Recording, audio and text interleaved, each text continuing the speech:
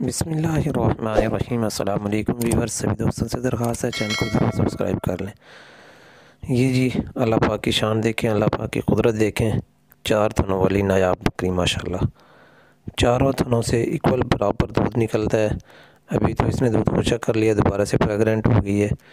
इंशाल्लाह जब दोबारा बच्चे देगी तो फिर ज़रूर वीडियो अपलोड करूँगा, दूध भी इसका निकाल के चेक करवाऊँगा आप दोस्तों को।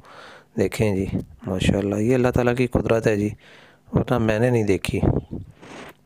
एक थन की बकरियां भी होती हैं, 2 की, 3 की भी, लेकिन ये है कि चारों थनों से इक्वल्स दूध निकलता है, जिस तरह के बड़े जानवर का, गाय और भैंस की तरह माशाल्लाह। ये अल्लाह ताला की शान है।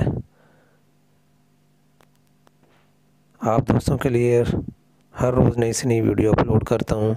सभी दोस्तों से दरख्वास्त है, मेरी हौसला अफजाई इसी में है कि आप मेरे यूट्यूब चैनल को ज़रूर सब्सक्राइब करें, बेल वाले आइकन को प्रेस कर दें और वीडियो को लाइक किया करें। कमेंट में अपनी आरा का इजहार ज़रूर फरमाया करें।